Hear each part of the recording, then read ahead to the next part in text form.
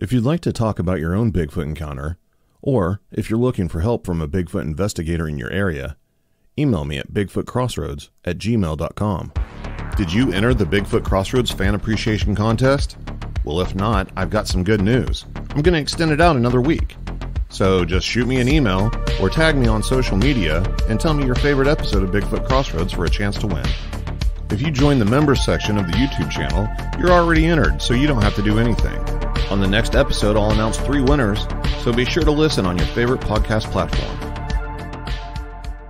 No Sasquatch were harmed in the recording of this podcast.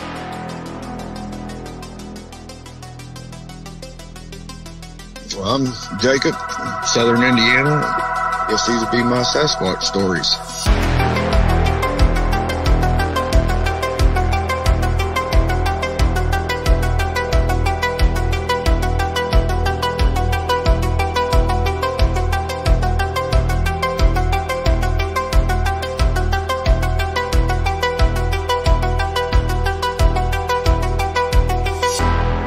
Jacob, thanks for joining me on Bigfoot Crossroads. Yeah, excited. Indiana.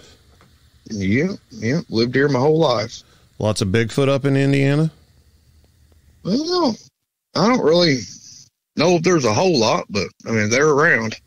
Yeah. I mean, all growing up, I always thought it was a possibility, but never really. Were you into that sort of thing whenever you were a kid, like monsters and stuff?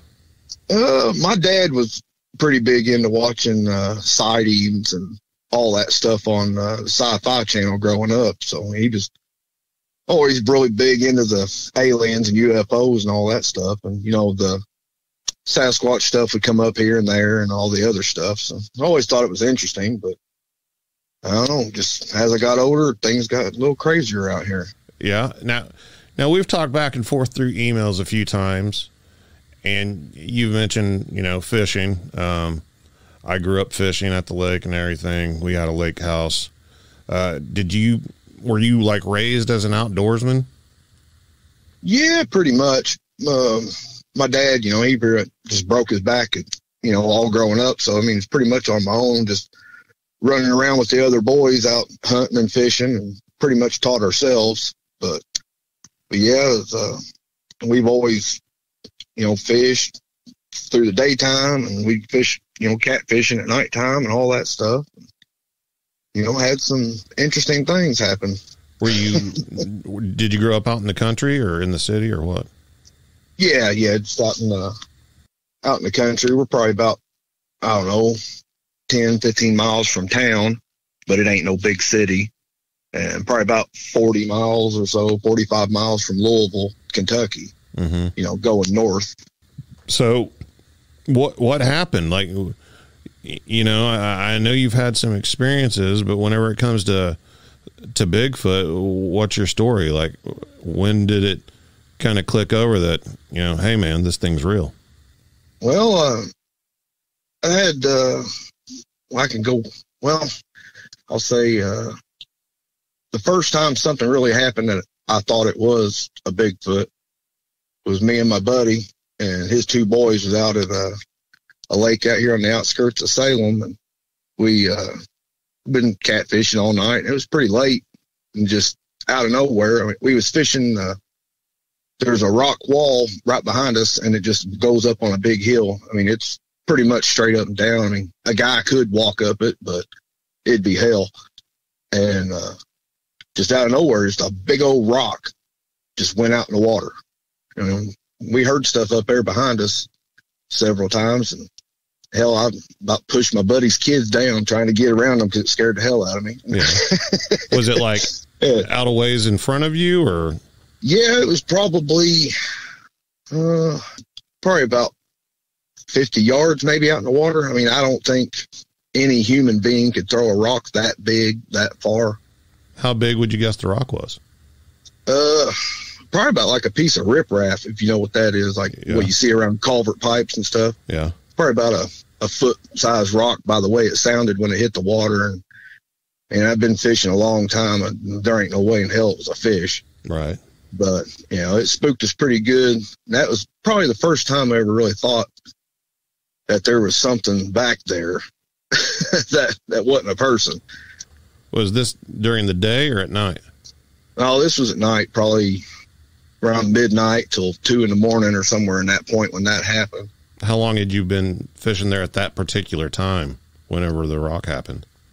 We had been there since daylight, so we was probably there 5 o'clock or 6 o'clock. So we'd been there several hours, and we had caught several fish too. So yeah, that was pretty interesting. But we just packed our stuff up and got out of there at that point. What did your buddy say?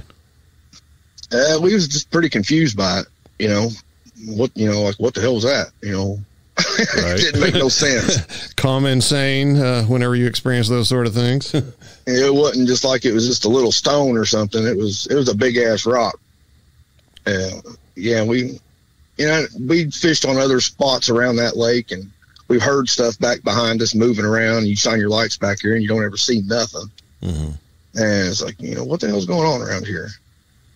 Was there anything different that particular night that y'all did or anything that you think, No. Why did it throw the rock? Just to mess with y'all or what? I'm just assuming so, because we were just, being our normal selves, just being loud, and I was goofing around with the kids because I always give the kids the hard way to go, right? Picking on them and stuff. But, we were just out there having a good time, and that pretty much put a stop to it that night. Was it common for the kids to be out there with y'all? Yeah, we usually take them with us just about any time they want to go. If they ain't out doing something with their friends or something, we'd always take them with us. So where'd your thoughts go after that event? Yeah, I just didn't really think too much about it. We kind of went back and talked about it a few times, but other than that, we didn't really think too much. So how long was it, would you say, before you revisited the thought of, Bigfoot? I think it was pretty instant for me at that point. Yeah. Because I couldn't, I've listened to so many podcasts and, watched so many shows on TV and stuff about it. And it was pretty dead on. Like, I don't think it could be anything else. Cause I know a man couldn't do it. Right. I don't even think an Olympic person that, throws shot put or whatever, couldn't even throw something that far, that big, especially on the side of a hill. It's, just pretty much straight up down. Yeah. Let alone just get around up there. What's back there, on the hill? Is it like wooded and everything? Is it quite a bit of land or? Yeah, it's just trees. It's all forestry. It goes all the way up into Brown County, Indiana. And there's I guess it's a state park or something like that up there. And there's been several Sasquatch reports up there that way too. How far is that, would you say? From that lake, probably, I don't know, probably around 20 miles or so. 20 miles. Give or take. I'm not exactly sure on that. It's a good little drive. So you had the rock incident. What was the next thing that happened? When I was growing up hunting and stuff, I never really thought too much about it, but I used to go to this one place. My buddy's dad would let me hunt in his stand during the week. And I'd skip school. Mom and dad let me skip school to put deer in the freezer. Right. And I'd go up there by myself, just like any other hunter, get out there at 5:30 in the morning, I walk in and I go back through this grass, hay field, and park back there in the back corner, and I'd hit this old skidder trail where they logged it back in I'd say the end of the 80s when I was a little boy. Mm-hmm. And I'd walk up that skidder trail up to the top of the field up there, but as I would be walking, I always thought it was coyotes when I'd be walking up that trail. And it would be, I always thought it was like a contact sound, like they were contacting each other, letting somebody know there was someone coming in or something. I don't know why I ever thought that.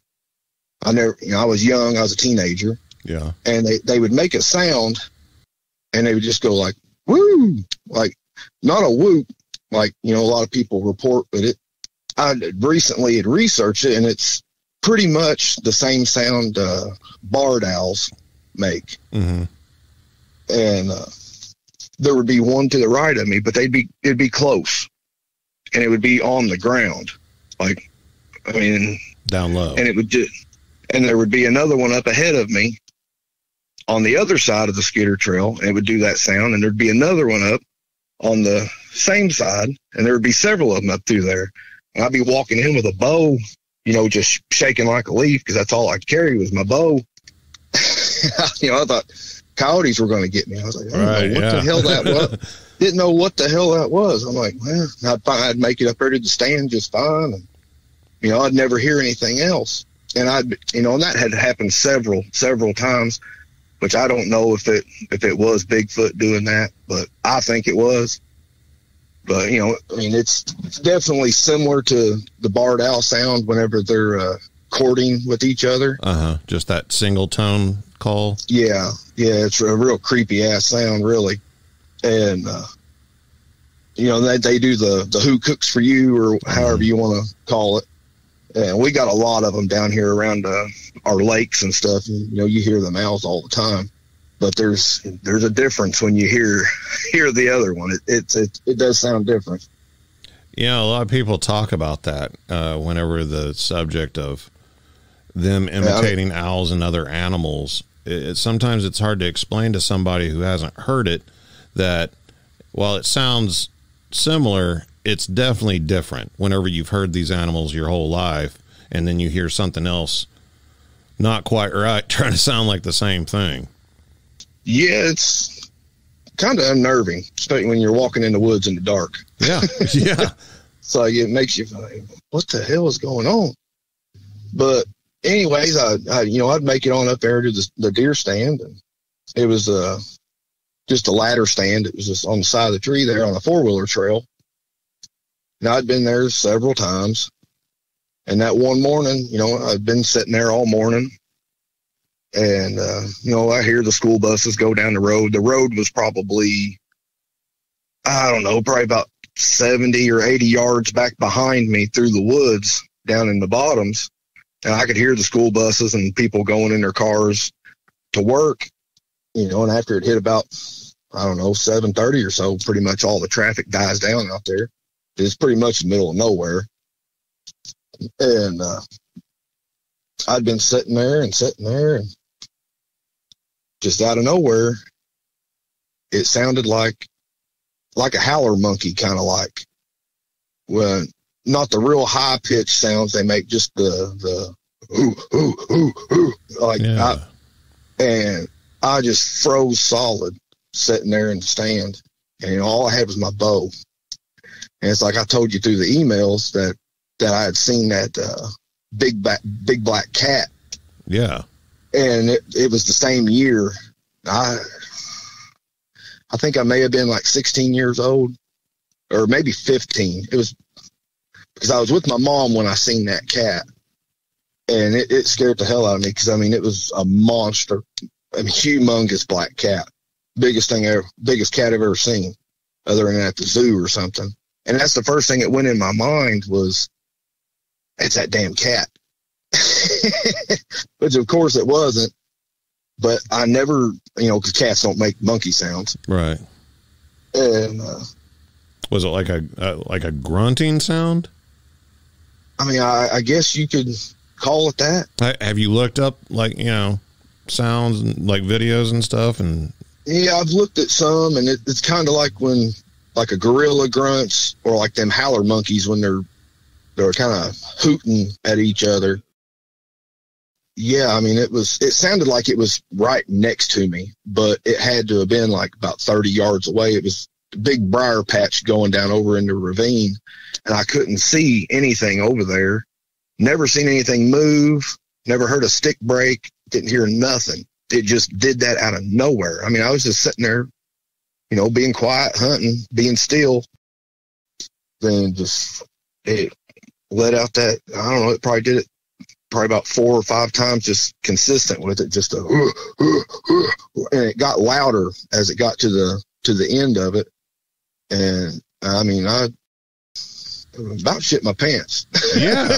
Because it was really odd. But, you know, and That's what I was telling my best buddy. As you know, I never thought that was Sasquatch at that time. It never did cross my mind that, you know, I thought it was that damn cat.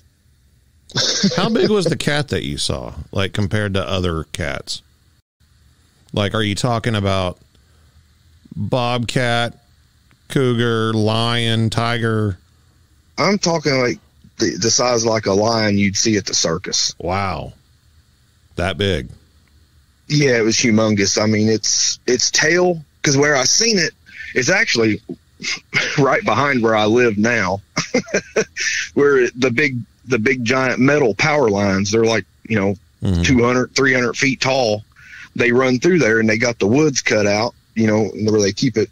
And, you know, it's just weeds through there. Right. And it was just right off the side of the road. I mean, it couldn't have been 20, 30 yards off the road. And I was trying to get my mom's attention to look at it. And she was, you know, singing country songs or whatever she was doing when she's driving. Paying attention to the road. wouldn't pay no attention to me. And I was like, what the hell?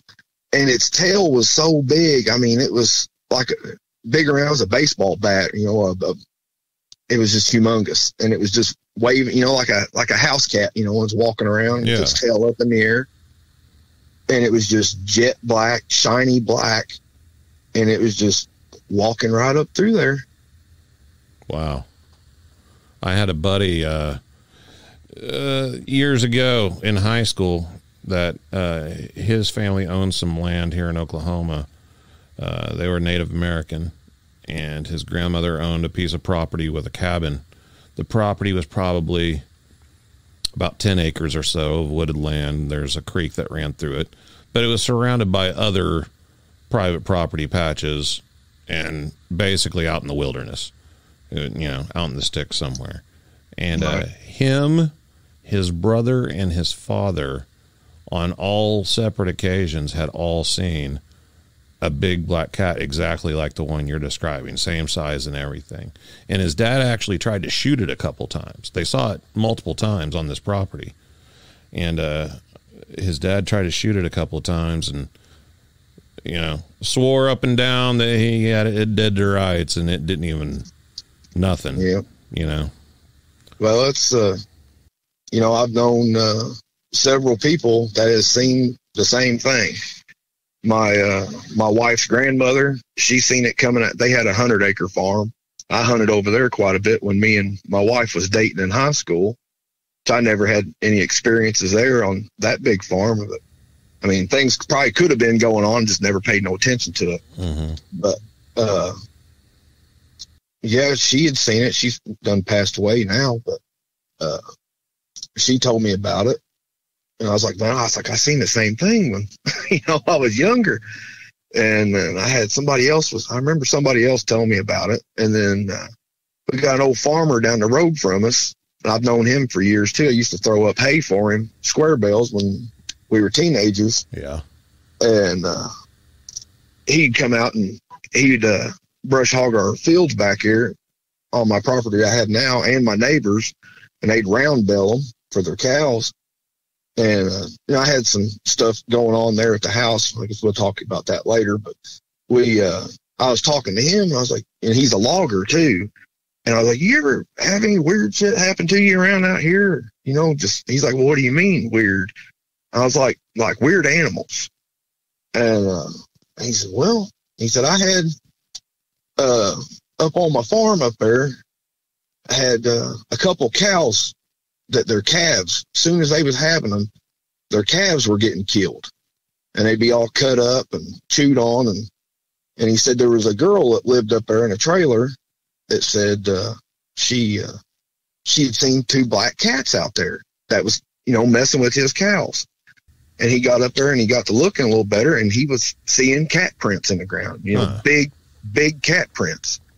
And he said, I can't remember what kind of gun he had, but it was a hell of a rifle. You know, you shoot real long distance with it. Well, he ended up tracking the cats, and he went, it'd probably be about 2 miles or so where he tracked them, and he actually came up on them they were about 100 yards away from him. He said they weren't big giant cats, but he said, you know, they were bigger than anything you're ever used to seeing here around here. And he put that one in the scope, and he let a fucking bullet go at it. Oh, sorry about my language. Oh, you're all right. And he said he seen the ripple go through its fur, so he knew he hit it. Mm-hmm.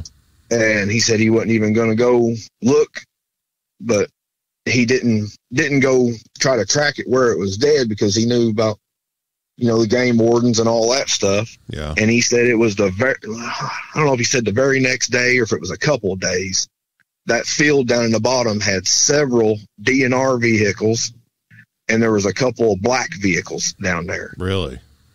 Yeah.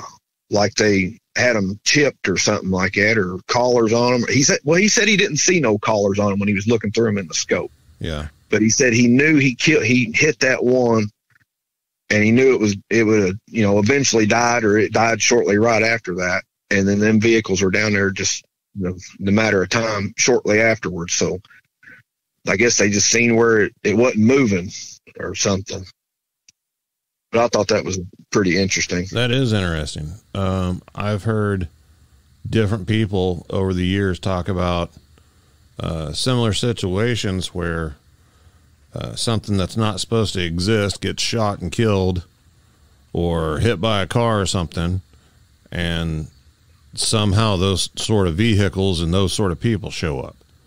Right. Like they just automatically knew it somehow. I don't know what the deal is with that, but you're not the first person by any means to say that. Yeah, I thought it was pretty wild that he had actually shot one, because I told him what I'd seen there, you know, right back there behind where I live now. And he's like, well, I'll be damned. He's like, well, they weren't that big, but he said they were big, you know, big cats. He said they were bigger than any dog that's around here. Mm-hmm. So, and, you know, I don't think he'd have any reason to make up a story like that, you know, just on the fly. He was out there, you know, sweating his butt off on a tractor, cutting our grass back here. Now, have you had any other experiences that you think were Bigfoot? Yeah, well, I guess I could just go ahead and tell you my most terrifying one. I'm a pretty big cat fisherman, and I fish the Ohio River for, you know, monster blue cats and monster flatheads. And we've caught some pretty big ones down there. Well, what's the biggest flathead you got? My biggest flathead, I think it was 48 pounds, which, I mean, people catch way bigger ones than that, but that's my luck. That's a good one, though. Fish. Yeah. Yeah, my biggest blue cat was 55 pounds. Wow, that's a big blue cat. And I'd post, my pictures and stuff on Facebook, which I'm not on there anymore. But I used to post all them pictures on there, and there was a boy that I worked with for a short period of time at a sawmill up here, and he just started, you know, hitting me up out of nowhere, you know, wanting me to go fishing, just bug me every day. You know, he's like, I see you catch these big fish. I want to catch big fish. And I didn't really much care for him a whole lot. but he just kept bugging me. And I was like, well, let's go. You know, and we'd went a few times, and he would still bug me every weekend. Come on, let's go fishing. So I went with him. This was I think it was in the late fall, I think, if I remember right. And the water had been up, and then it came back down, and we was fishing it. And it's pretty weird. And this boy's extremely religious. And, you know, I believe in all that stuff too, but I'm not, you know, preaching about it or anything like that. And don't go to church on Sundays or nothing. But we were all set up out there fishing stuff, and I was looking to, I guess it'd be the west, and there was 3 lights up in the sky. And I was like, what the hell is that? And we were sitting there, and there was 3 lights up there. And then I started noticing there was little pebbles hitting the water right next to me. And it was probably about 10 feet away. down the bank from where I had my fishing pole set up. And he was about 30, 40 feet away from me to my left. And I hollered at him. I said, "Hey, dude, look at them lights up there." And I didn't say nothing about the rocks yet. And the one in the front, they started looking like they were moving to the north. And the one in the front would go out. And then another one would appear at the back of the line. And they just kept going. So they were like in a line? Yeah. Parallel to like the horizon, or? Yeah. Okay. And what color were they?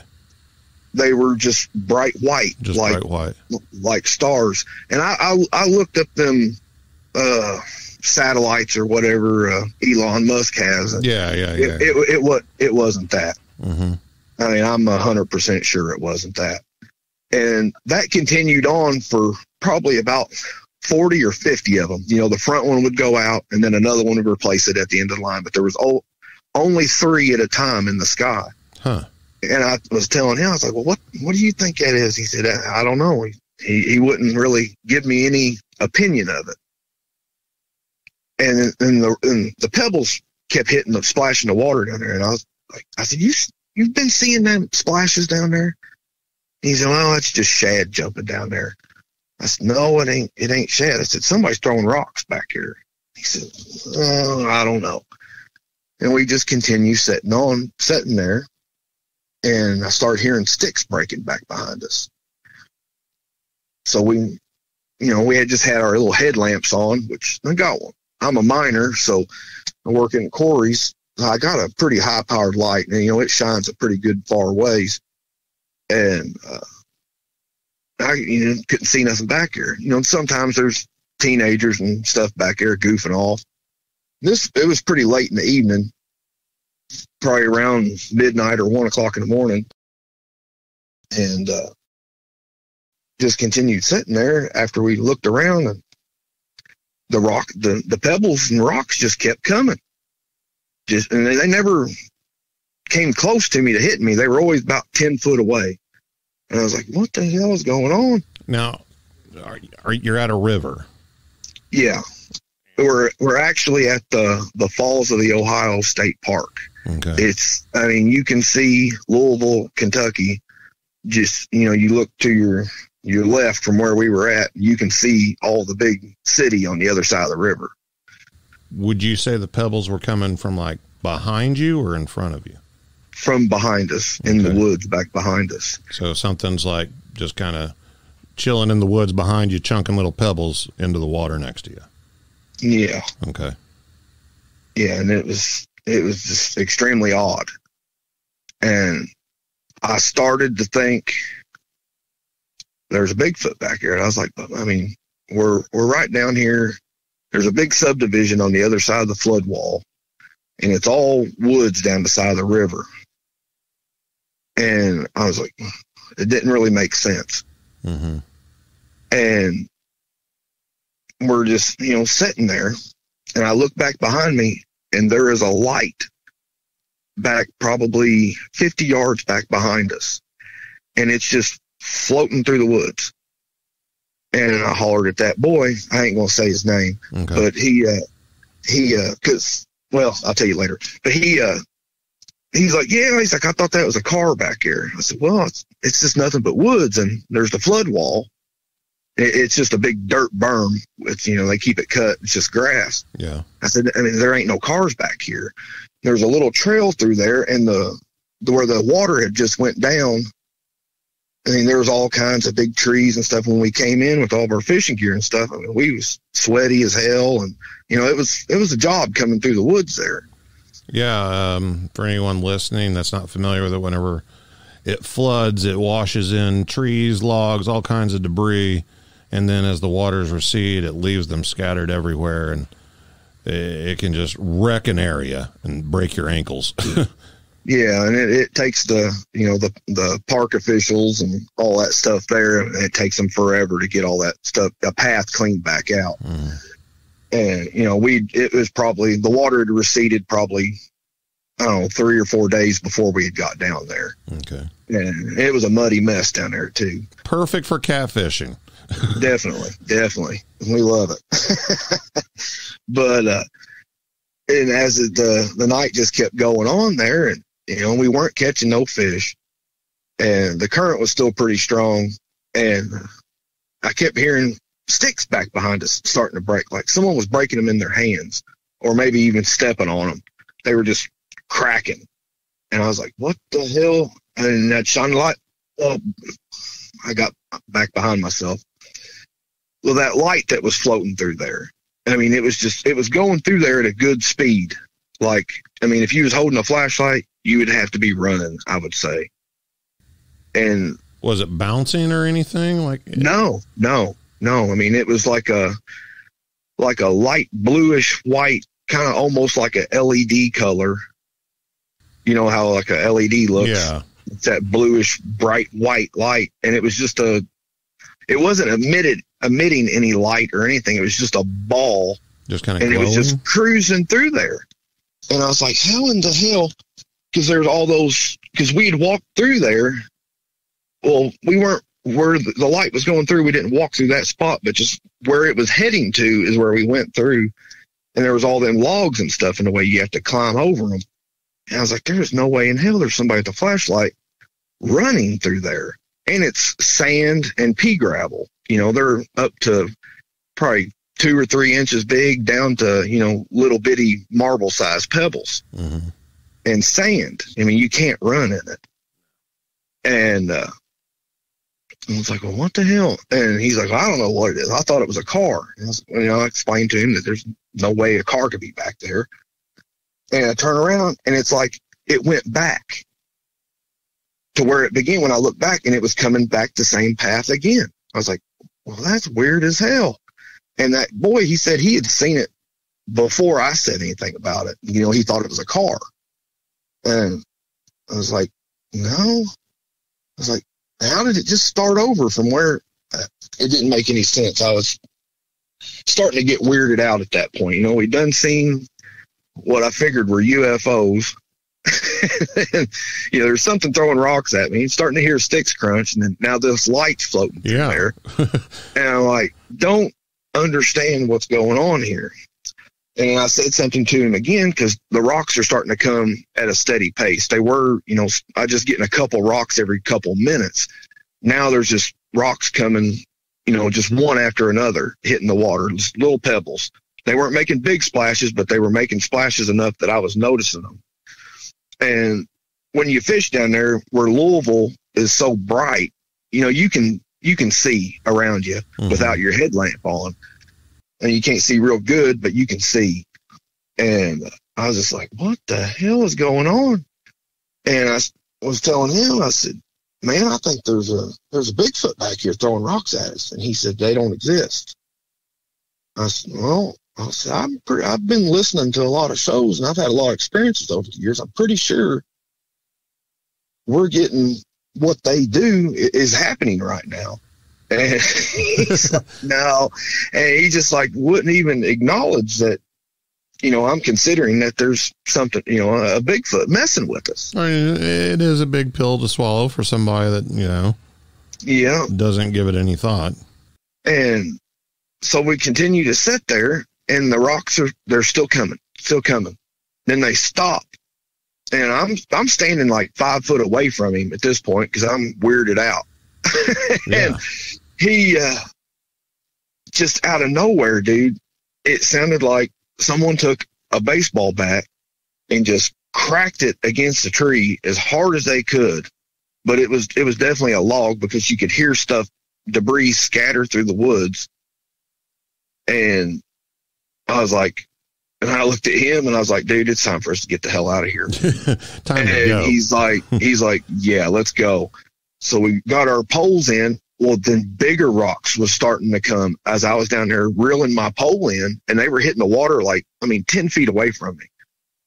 And I was pretty scared at that point. After I heard the big explosion of a tree branch or piece of driftwood or whatever it was went scattering through the woods behind us, Was the light still there at this time?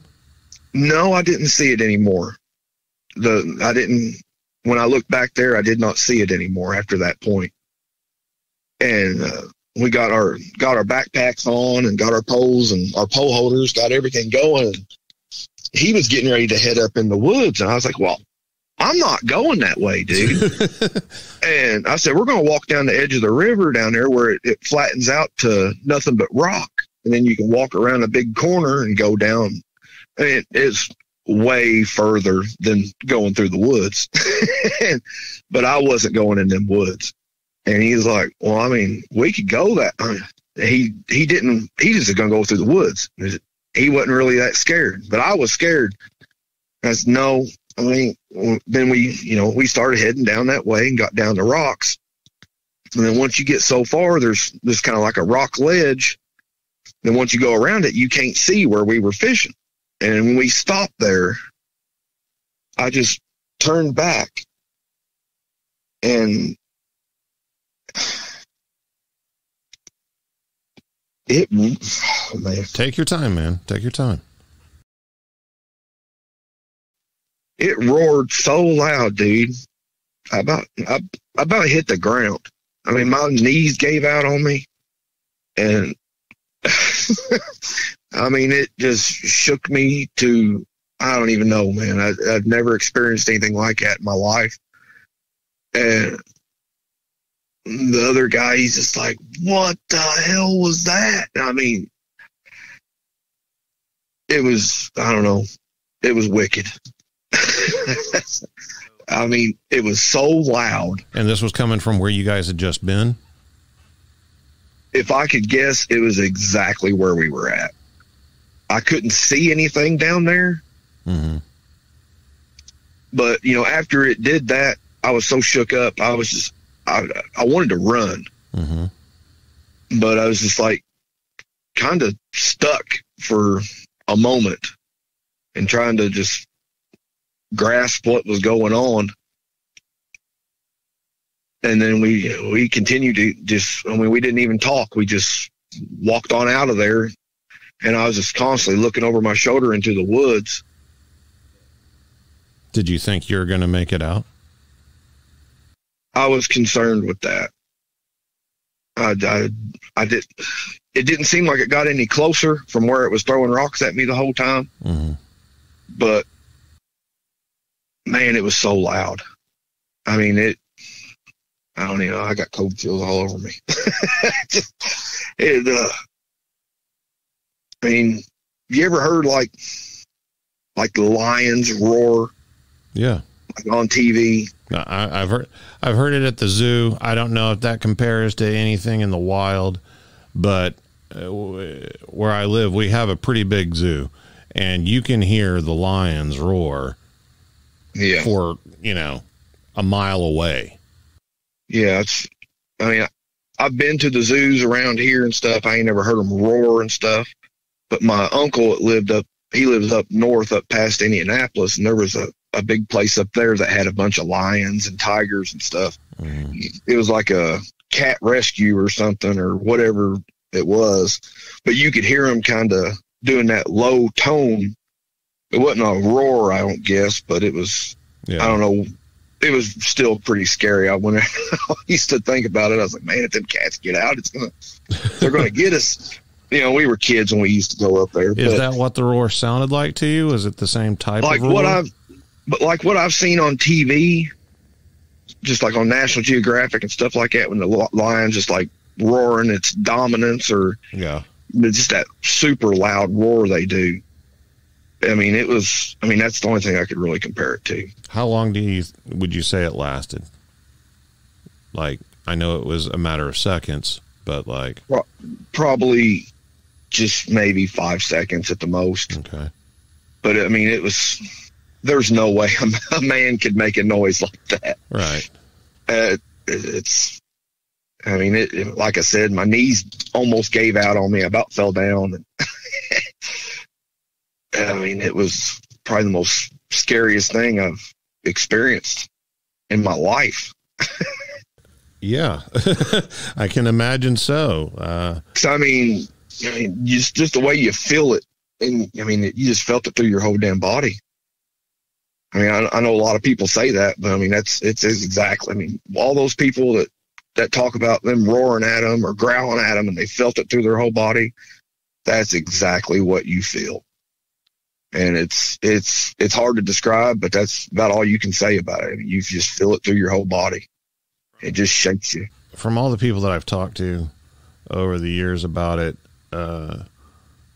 people who have heard the roar like you're describing seem to have been the most affected by their encounter. Like the roar is the scariest thing, like even compared to people that see them. I mean, you have extreme cases, where there's violence or people feel threatened physically by them, things like that. But as far as just encounters are concerned, the roar is terrifying to people across the board. I've never heard anybody just that has experienced it and just been like, oh, it was so neat. They're always, very impacted by just the loudness, the volume. I tell you, I felt like a little kid and there was a monster over there. There's a monster. I'm scared. Where's Mom? I mean, it was, I don't know. It was a lot to take in. Did you go back to that spot? I went back there once with my buddy, my best buddy, and we didn't stay very long. And I was a nervous wreck the whole time we were there. We've been back down there and fished a few more times. And I mean, we used to fish that place all the time. I've fished it by myself. I've been fishing down there for years, and I've caught a lot of big fish there. And we've had people down there while we're down there on the dirt bank, and they'd be shooting guns over top of us. Wow. And you'd hear bullets going over top of us. We'd call the law and tell them there's somebody down here shooting over us. And we were scared.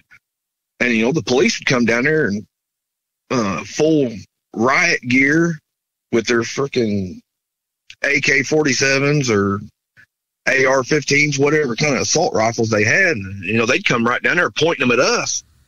Like, are you the ones with the guns? I'm like, no, I'm the one that called, dude. Chill out with pointing the gun at me. And that was a scary experience there. But, I mean, I was still going back fishing there the next weekend if I could. Yeah. But, I listened to podcasts before that at that point about people's experiences. But after that experience down there at the river, I mean, I'm not going to the river fishing by myself when my buddies can't go or something.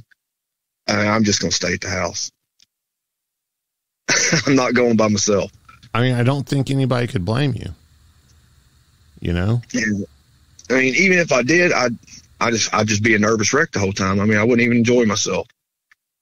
I used to. I mean, I'd go down there and just get all my stuff set up, and I'd just lay back and watch the stars, and I'll tape glow sticks on the end of my rods. So then I got them set in pole holders where they're sitting straight up down in the dirt. Anytime you get something, it catches your attention pretty quick whenever they start yanking on it with the glow sticks on there. But yeah, I don't think I could feel comfortable and enjoy myself by myself if, my buddies couldn't go. But what you're describing is also an area that seems perfect for these things to people watch and, find trash that's left behind, and who knows, maybe catch a few fish themselves, There's a lot of the big head carps down there, the Asian carps. Yeah. They're a problem. The ones that jump out of the water when people drive their boats through there, people's been hit with them and got killed by them. That's insane, man.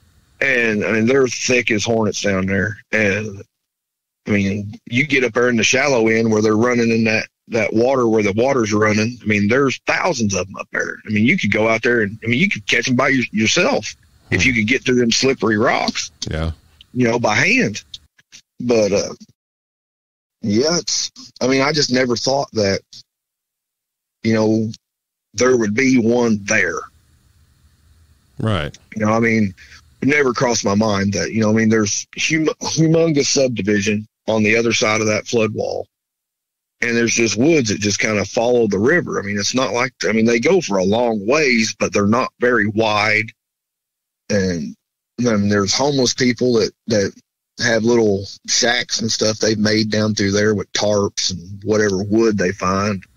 Can you imagine staying the night out there as a homeless person? No. Some of the things that they've experienced.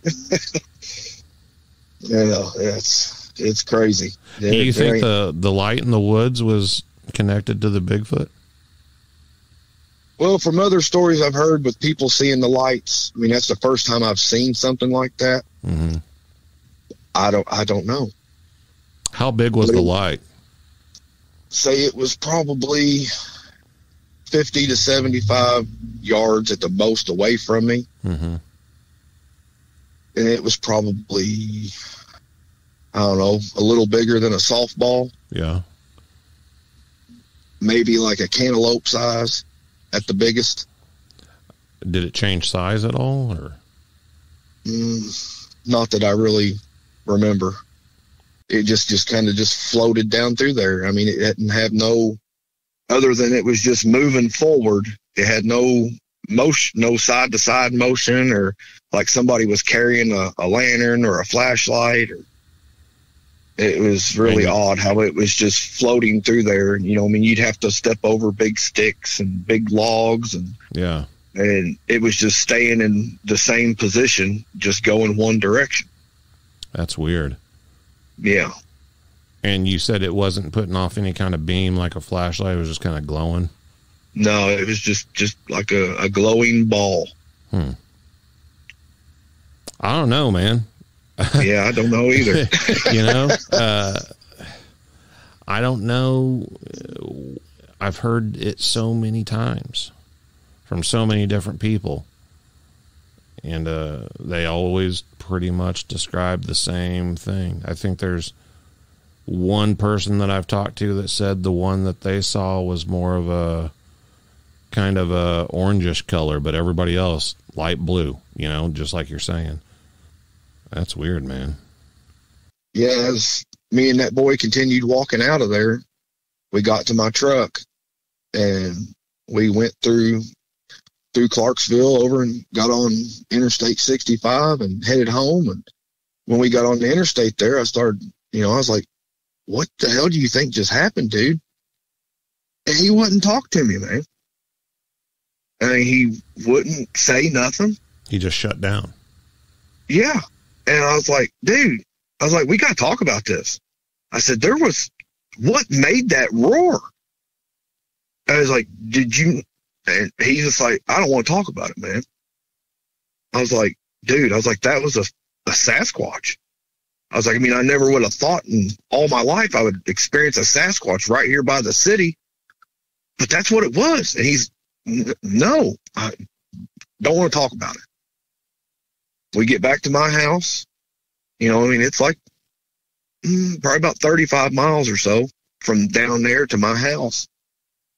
And he just got out, got his poles, put them in his van, and he left. And I haven't heard from him since. You know, like I told you, this boy bugged me and pestered me constantly. Yeah.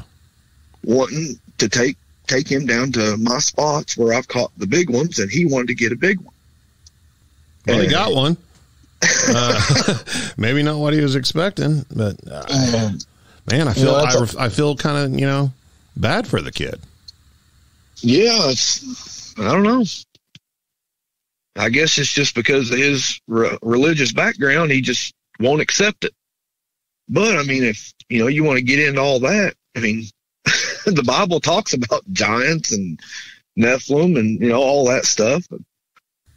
I mean, there's all kinds of crazy stuff in religion and all the spiritual stuff and all that. I mean, nobody really wants to believe in that part anymore. No, I don't get it. No. And, I mean, we don't know how much of the original Bible was lost either. We don't know what information is missing.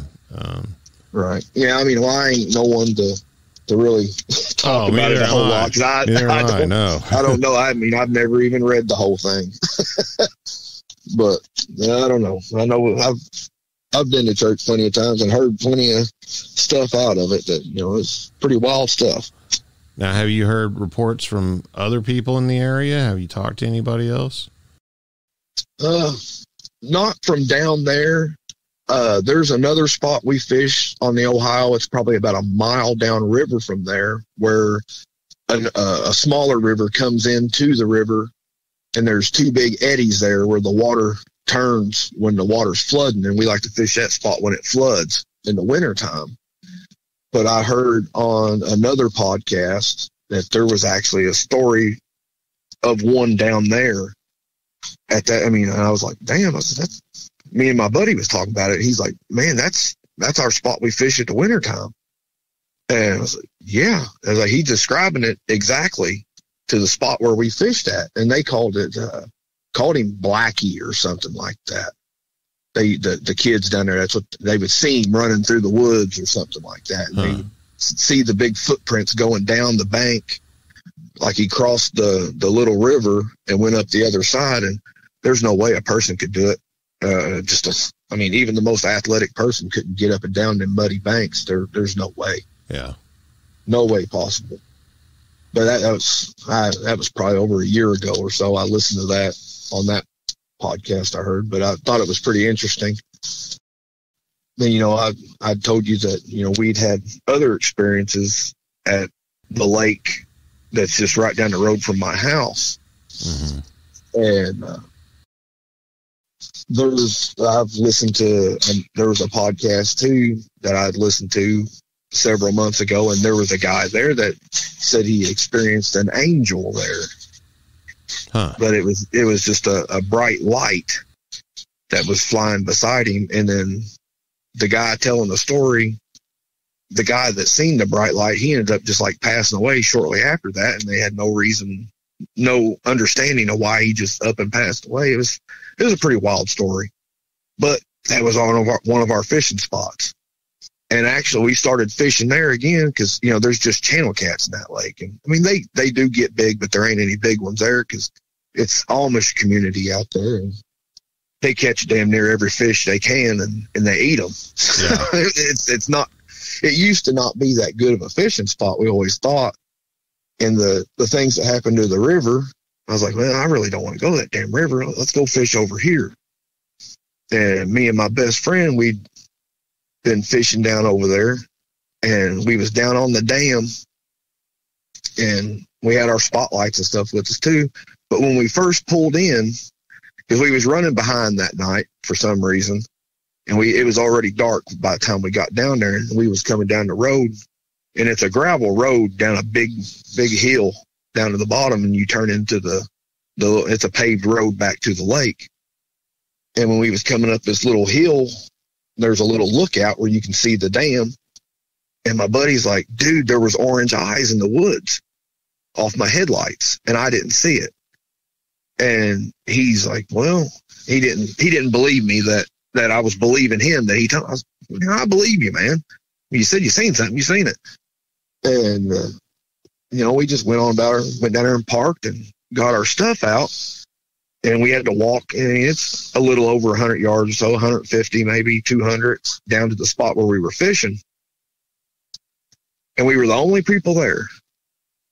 And we got our poles set up and stuff, started fishing. And for some reason, I can't remember if it was me or if it was him, picked up one of the spotlights and just started shining around, just see if there's anybody around. Or because the Amish, they come down there, they don't usually they got headlamps and stuff, but they usually come down, in the dark. Yeah. And we shine up there, and right up there, you see two big orange eyes looking right at us. And he's like, dude, what the F is that? And I looked at it, and I said, oh, my God. I mean, it's humongous. And you could see the whole outline of him with, the spotlight being on him. He was just black as could be, and he'd make us just look like we were 4 foot tall.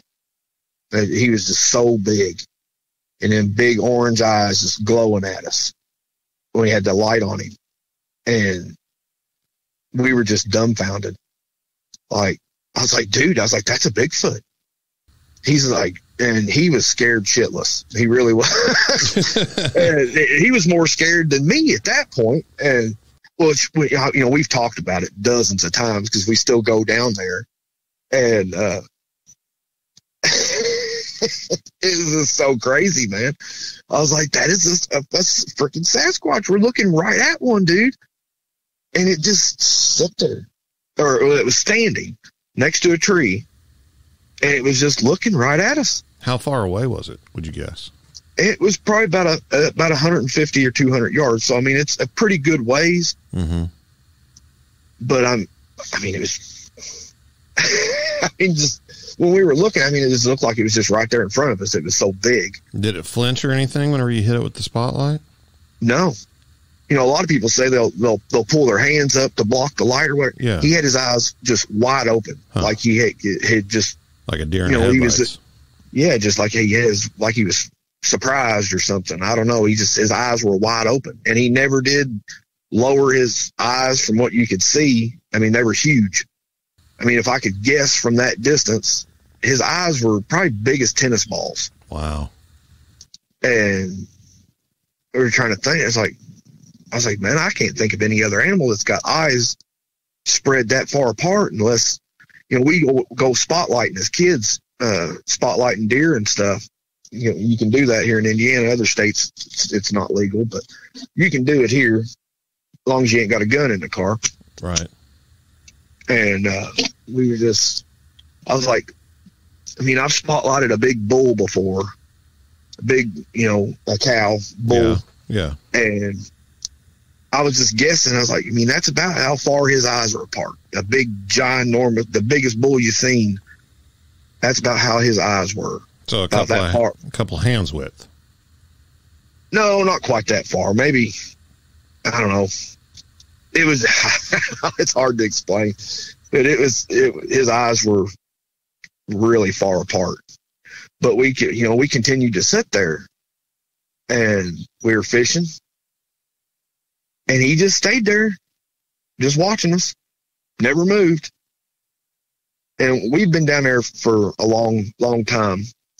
And then here comes a group of, a car comes down the road, and it's probably around midnight or so. And they're down there at the boat ramp. They pull their car in, and they start setting up all their catfish poles. And they're going to fish right off the boat ramp. And they're just as far away from us as the Bigfoot was across the lake. Mm-hmm. And we're sitting there, and it's gone. We shine our light back up down the dam, and it's gone. Just nothing there. And then the next thing you know, those people weren't even there 10 minutes. They're throwing all their shit in their car, and they haul ass out of there. Huh. And me and my buddy are just like, whoa. Like, pretty sure he just scared them off, man. Yeah. And then I put the light back up. After they were gone, he's right back there watching us. Right back the same exact spot. Wow. Big orange eyes. And I shit you not, about an hour and a half or so, 2 hours later, he stands there the whole time we're down there. And here comes another car in. And they do the same exact thing. And it was a different vehicle. And the same exact thing happened. And they packed up and got the hell out of there. And then there he is. He's back there again. And you never heard anything? No. No, he never made any vocalizations or anything that you would think you would hear it. But, if he was growling at him or something like that, I guess we wouldn't have heard it from that far away. Right. But whatever happened, those people, both of those vehicles, they packed up and, they got out of there like they seen a ghost. Just hauled ass. Yeah. And at that point, and he came back again after those were gone at the same tree, just staring straight at us. He wouldn't blink his eyes or nothing. And my buddy, it was 5 hours. We had been there 5 hours. He had been standing there watching us, minus the little bit of time he's scaring these other fishermen off. And that's when we started to get scared because we got to go home. We got to walk straight. We got to walk straight to him. And where our car's parked, it's only 50 yards away from where he's at. So we, get our courage up, and we got all of our poles put together and stuff. And then we shine back over, and he's not there. It's like, damn. So me and my buddy, we get up on top of the dam, and we're shining everything. We can't find him, nothing. There ain't a deer out there, nothing. It's just dead quiet out there. And we were both pretty scared. So we had to go home. And we got all the way up there. I mean, we were just nervous as trying to get our poles in the car and shining around at the same time, just trying not to get ambushed by this thing, because we already seen him scare off 2 cars of people. Was it scarier with it there, or with it not there, knowing that it was there? Yeah, that's exactly right. That we couldn't see it anymore. I was talking to my buddy about it the other day. I was like, dude, Matt got a hold of me, and, I messaged him, and he'd been sick, and he's going to put me on his show. He wants to put me on there. We started talking about it again. He's like, dude, once we got up there to the corner where he was getting close to the car, he's like, that's probably the scariest I've been in a long, long time. And that's what he said, is because we didn't know where he was at. Yeah. We kept shining back up in that area where he was at, hoping we would just see a little bit of orange or something. So we know that he's still over there, but he never came at us. So that's what really spiked my buddy's interest of going down there a whole bunch. So we started, and he would go down there without me with his sons, and they went down there and set up, fishing down off there's a little sidewalk that goes around the other side of the lake. Mm-hmm. And they were set up fishing there, and he used to do it all the time. He don't do it no more because this situation scared the shit out of me. He let out a big whoop sound. I mean, it didn't sound like the Bigfoot whoop, but it was similar to it. And just straight across from him on the other side of the lake, it's a big hillside. And something just started throwing a tantrum over there and just making all kinds of loud noise. And they're like, what the hell is going on? And then he said it sounded like an elephant going through the woods. Huh. And it came all the way around to the other side. Then they didn't hear it no more. And then just out of nowhere, here comes a big ass stick out of the woods. He said it sounded like helicopter propeller just, coming through the air. And it landed right behind them in the grass. And they just reeled up their poles, and they got the hell out of there. Yeah. I'd say that's probably a good time to head home. And then about 3 weeks ago, maybe, me and a different feller took his boat down there. We was going to go try to catch some channel cats. And it just happened to be free fishing day. So this place is packed down there. I've never seen that many people down there. And there's this old boy. I've known him forever. We used to go coon hunting with him, with my wife's father and her grandfather. And he's a pretty well-known man around here. He's the grave digger around here. He digs everybody's graves, that passes away. Mm-hmm. And he's got the equipment that, drops the casket down in the hole and all that stuff. And, I've known him for a long time. He's a good old boy. And we launched our boat. My buddy was parking the truck, and I was standing down there holding the boat, waiting on him to come back down there. And that feller was there with his wife. And he's like, man, all these people are crazy out here. They're pitching tents. They're going to camp and all that shit. He's like, they don't know what's around here. And I was like, well, what do you mean? And I knew what he meant right, right off the get-go. And he said, me and my wife was down here last week. We rode our side-by-side down here, right there on that boat ramp, and we was going to try to catch us some bluegill. And he said, straight across the boat ramp over on that hillside in the woods, he said something was over there just slamming the ground, throwing a fit, and throwing big pieces of wood out in the lake, screaming and hollering. He said, we threw our poles in the back of the side-by-side, and we got the hell out of there. He's like, there's fucking Bigfoot down here. And I was like, you ain't got to tell me, buddy. I said, I believe you. I mean, I didn't have time to go into anything with him and tell him about it. I've been wanting to stop by his house and talk to him a little more about it. I just haven't got the time to do it yet. And I thought that was pretty wild. I was like, well, yeah, me and my buddy ain't the only ones that has experienced them down here at this lake. And that's the same place where, I sent you that picture of that tree it's been over. Yeah. With, and you go on around the lake over there. I couldn't find it. We went over there a couple of weeks ago and was trying to find that there's a tree break up there. And that tree's probably about, I don't know, probably about 10 inches, straight through, 10-inch round tree. Mm-hmm. And about 5 foot up, it's just snapped off and broke over, like going like to the side. Like it's on a hillside, so you'd think it would fall down the hill or up the hill. Well, it didn't really make sense the way it was broken over. Went sideways. But and it's just right off the side of it's the Knobstone Trail, I believe. And it's a really long trail. But I couldn't see it, and it was all thick up in there, and I didn't really feel like walking up in there and getting turkey ticks all over me and all that good stuff. It's in the brush in the woods. Now, the picture you sent me, how big is that tree? That tree's probably where it's about 3 foot off the ground, 4 foot off the ground there. It's probably about 8 to 10 inches around. I mean, it's a pretty good sized tree. It's bowed over and it's pinned down. Yeah. And, I took pictures of it that day because it was me and my buddy. And then the following weekend, my wife wanted to go for a walk or something. I said, well, let's go down there and walk around the lake down there and see what happens. She, considers it, being something, but she don't want to think about it. She don't want to experience one. Mm-hmm. She's done told me that.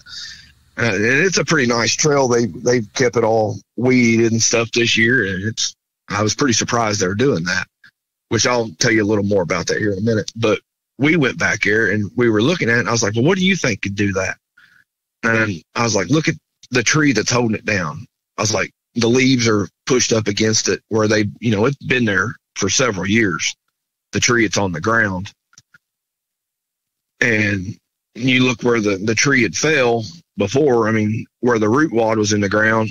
It's been on the ground for a long time, and it wasn't recent. And the tree that's bent over in the arch and put underneath that, there's a big stick out the side of it, an old branch. It's pretty big around, and it's underneath of it. That's what's holding it down. Yeah. But all the leaves on it are green. So, it happened pretty recent. Yeah, it's not a dead tree. And the one that's arched. Yeah. And my wife, she goes, well, look here, there's a break in that rotten log. That's a big ass log. And it's got a break in it where that log was lifted up. Well, it appears to be that it was lifted up, and it kind of buckled. Mm-hmm. And she's like, something picked that up and bent that tree over and put that tree back on top of it. And I was like, how could anybody do that? With it's just a little trail through the woods. There ain't been no machinery back there, and why would anybody do that? Yeah, why would somebody do that? It doesn't really make any sense. Yeah, that's why I sent it to you, and you commented back. That's pretty interesting. That's exactly what I thought. I was like, that is crazy. Did you happen to notice that tree bow is pointed in a specific direction? Well, it's off the trail to the right of the trail, probably 50 feet at the most. Mm-hmm. It ain't very far off because my buddy, when we were back here, he's the one that noticed it first. And so we walked up in there, but that trail comes down and it makes a sharp left right there where that tree is. So the trail goes to the left, and it's parallel with where the trail turns to the left. So it's straight with the trail. So, and things I've heard people say, it's kind of like, a lot of people say that they're it's like a no trespassing sign for them or something, like, we're over here, don't come past this marker, or like with the tree breaks and stuff too. Yeah. I don't know about the arches, but that's what I've heard about the tree breaks. Yeah, I don't know. I mean, I don't think anybody really knows. Yeah, I never had a chance to ask a Bigfoot what it meant, but yeah, I was like, man. But yeah, that's weird. When we walked up on it, I was like, man, the strongest man in the world. I mean, you could probably get Brock Lesnar and Dave Bautista together, and they couldn't bend that tree over. Wow. I mean, there ain't no way. There ain't no way. You know, the strongest guy in the world could bend that tree over. I mean, again, you know, people, you know, especially skeptics and stuff, will argue about it. Like, you know, and I've seen people make videos and post them showing, like, look, I can make this limb formation, you know, just like a Bigfoot formation. But why? Why would a human do that? Yeah, I don't know. And that's, you know, I've got these crazy stories, you know, and you know, I've told you too, I've got a bunch of more stuff. Yeah. But, you know, I'm 37 years old now. You know, I never really talked about it a whole lot. I used to kind of be a little open with it, you know, and people just kind of be like, yeah, just act like you're a weirdo. So, you know, just don't really talk about it a whole lot. And then as I get older, and I don't really care. I mean, if I you know, I kind of mention it a little bit just to see what someone else's interest is. Right. And if they're like, yeah, I mean, you know, it's definitely a possibility. I'm like, well, listen to this, you know, all the stuff I've just told you. And they're like, holy shit, man. You know, a lot of them are like, man, I'd love to have an experience or something like that. I'm like, well, I mean, I'd rather just go fishing and catch fish. I mean, I don't really want to experience them too much. I mean, it sounds like you had a good fishing spot kind of ruined for you. Yeah, it would definitely by myself for sure. I mean, I wouldn't be opposed to go with, you know, my buddies or something like that. But, you know, if stuff started getting weird, I mean, I'm going to pack my stuff up. I'm going to go. I mean, I ain't going to wait around for one to actually hurt me. I really don't want to. And that one at that river that day, I mean, I guess, if it wanted to hurt us, it would have. I think it was just trying to scare us out of there. It just didn't want us back here. Well, man, I appreciate you coming on and sharing your Bigfoot stories with me. Right on, man. I know it, you know, it could be a big deal. You know, you've experienced some things, and it's not easy just to get on the air and share them with, you know, a bunch of strangers like this. So I really do appreciate it. Yeah. I mean, that's, you know, it's like I told you in the beginning there. I just wanted someone to talk to. I was like, I mean, I don't care if you put me on your show or not. You know, I've reached out to several other podcasters, and, you know, I know they're busy. They got a lot of stuff. But, I mean, you're the first guy. You know, you messaged me right back a couple of days. And I know you had a lot of stuff going on and didn't get to get right back with me, or, you know, to where you could talk to me on the phone. I was like, man, I just want to talk to somebody. Yeah. You know, other than my best friend. Yeah. I understand completely, man. It can be hard, man, especially, you know, like you were saying, whenever people haven't experienced it, and you know, you bring this sort of thing up, and they look at you a little bit differently, and the conversation dies real fast, and yep, it can feel very isolating, you know? Yeah. It makes you just feel like, am I crazy? I mean, I know this stuff happened to me, but I don't know. Well, you're not crazy, man, and you're not alone for sure. And there's no shame or anything, and, you know, your feelings, how it made you feel, your reaction, how you handle it, how you deal with it. You know, if everybody's an individual and it affects everybody differently, and there's plenty of people that, you know, handle it a lot worse, or, you know, the same way, or until you go through it, man, nobody has any room to talk. Yeah. And, I mean, I think we're just at the end of my Bigfoot stuff there. But I still we'd moved into our property here where I live now.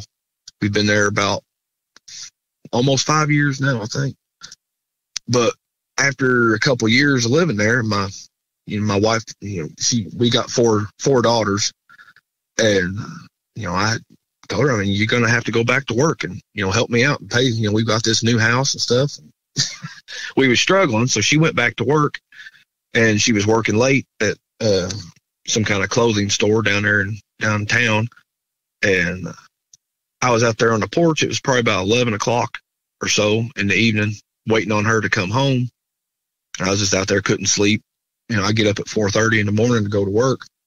I was out there smoking cigarettes, and just something caught my eye, because the Amish live across the street from me, and it's nothing but woods on the other side of the road from my house. And the road's probably 50 to 80 feet from my front porch. And something come busting out of them woods over there from where the Amish's house was, and ran straight across the road through my driveway and down through my backyard. And I got a coon dog back here, an old red bone. She'd bark at a butterfly when it flies by, just howling her head off. And she never made a sound. The first thing that popped in my head, I said, damn, that deer was just getting it. Because, it was just a black flash. And I was like, what the hell? And I just thought it was a deer. And I was waiting for the dog to start going off back here. And she never made a sound. And I was like, well, that's weird as hell. And I'm just standing there smoking my cigarette. And the next thing, I start hearing something on the roof of my house. I got a double wide trailer, and it's got shingles on the roof. And it sounded like claws, almost like a cat clawing on something, which I didn't see it. Mm-hmm. But I was like, the hell with this. I flipped my cigarette and I went in the house. And I just waited for the wife to come home. And I seen her. I was sitting there with the curtains open and just on the couch there in the living room. I seen her start to pull in. So I went outside, just in case something's going to happen. And, it's pitch black out there.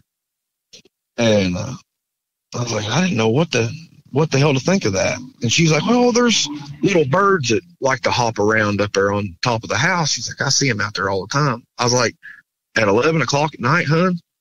I was like, it sounded like it had some weight to it, but I didn't see it. And I don't know what it is, but back here behind the Amish that lives across the street from me, you hear wolves howling back here all the time.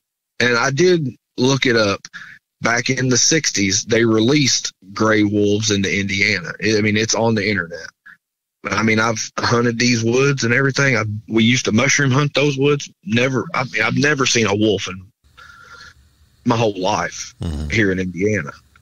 But they howl back here all the time. And I was like, what? It really kind of freaked me out. I was like, the kids, somebody's got to be out there with the kids anytime they're out there. It's weird. I've heard coyotes a million times. I know what coyotes are. These sound just like wolves. And my buddy's been over. I've had several people over there like, are those wolves? They're like, somebody's got to have wolves kenneled up over there. Some people get permits and keep stuff like that. Yeah.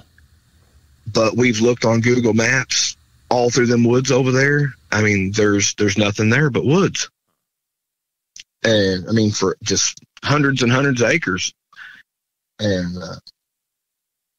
it was probably a couple weeks after I'd seen something run through the yard there. It spooked me. And I went in the house waiting on the wife. My wife was walking back from the neighbors, and she likes to hang out and drink with the neighbors when she ain't working. And she was coming home. I was already in bed sleeping, and she came home probably it was around 1 o'clock in the morning or something. And she said, she woke me up. She was scared. And I said, well, what the hell's wrong? She's like, something ran past me through the backyard back here when I was walking home. She had her flashlight on her phone on just to see her way home. And she said, I could hear its footsteps, just boom, boom, boom, boom, boom, boom. And it ran right past me. And I've got a big deep freezer out there by my back door that I keep all my bait in for catfishing. Yeah. And she said, it was there. It was hiding behind that freezer on the side of the house. And she's like, I was so scared. And she was wanting me to go out there. I said, well, I'm not going outside. I said, you made it home safe. That's what I said. I said, well, you're in the bed. We're fine. well, you should still go see what it was. I said, well, I mean, if it was a person, you wouldn't hear the big old thump, thump, thump when it come running past you. I said, you would have seen a person because she didn't see it. Huh. I mean, it was dark, but I mean, if somebody come running past you, you're going to see it, see something. She said, well, whatever it was moving so fast, she couldn't see it. And I immediately thought, like, Bigfoot.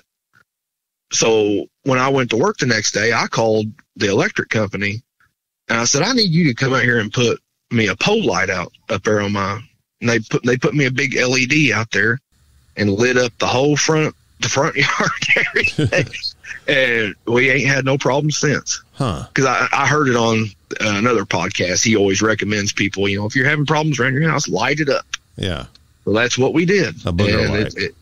It's definitely helped. And down there by that lake where me and my buddy seen it, there's a house down their street down there. It's right up against the hillside. It's all woods behind it. We were just down there last night shining our spotlights around and we didn't see nothing, and we just came on back home. But that guy down there, he's got lights. I mean, you can see all the trees, all the way to the tops of the trees back behind his house. Yeah. And my buddy's like, man, we ought to stop in there and talk to him sometime. I said, you know how people are around here. I mean, you can stop in and talk to them. They might talk to you, or they might pull their pistol out and say, why don't you just get on down the road? Yeah. People, you just never know. But, I mean, I'd like to talk to them, but. I'd love to hear what the Amish people have to say about it. Well, I'm buddies with him, and he was over at the neighbor lady's house. She's an older lady. He helps her out with, whatever. She's got a couple cows. But I was talking to him. I was leaning against the fence there. And I said, hey, man, come here.